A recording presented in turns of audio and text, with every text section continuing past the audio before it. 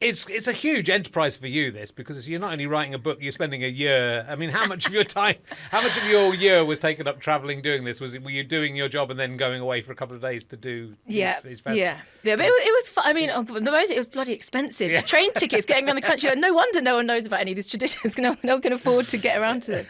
But no, it was fun. It was, it's just, I can't explain it. It's like this book it had to happen. And for a long time, I kind of resisted my love of folk culture.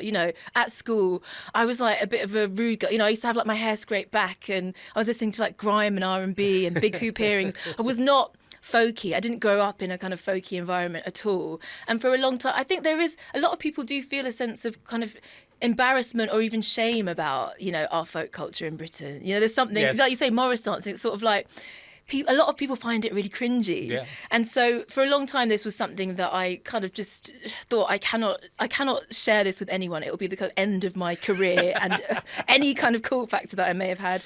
And yet, it just felt like a story that needed to be told, and somehow the fact that I am kind of this place and not of this place, kind of it felt. I wondered why. There are lots of people who've kind of gone in search of Albion, like William Blake.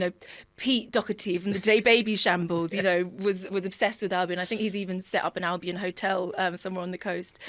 I sort of looked around and thought, no one else who was into this looks like me, and yet as I sort of journeyed around the country, and as I sort of, when I was spending hours and hours researching the library, it sort of made a bit more sense that that these traditions, they've got a way of connecting different cultures, that there was this sort of way that, watching Morris dancing or going to a spring equinox kind of tradition in Glastonbury sort of reminded me of things that I knew of back in the Caribbean. And I think this is something that I've spoken to lots of other people about as well, that there is this kind of way that these traditions, yes, and they are very much rooted in specific communities and histories, and yet they kind of connect to a shared sense of identity. Human beings living in landscapes, trying to make sense of it all and tell stories about who they are through dance and song and story. Like, this is the kind of most fundamental, one of the most fundamental things that makes us human. And so I think that was really the main takeaway. Like, it was so worth it, the expensive train tickets, the journeying around, a lot of early starts. Often you're getting up at 4 a.m. to kind of watch the sunrise or whatever. But I kind of rounded off feeling a bit more at peace with my Britishness, more at peace with the two aspects of my identity that for a long time sort of felt like they were, opposing factions at war.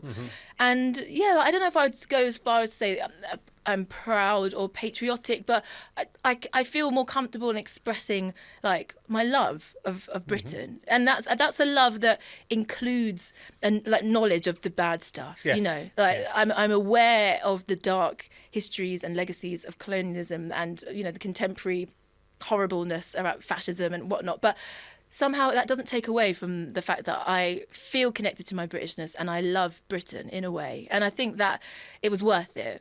It's a lot, because then you've got to write a book about it as well.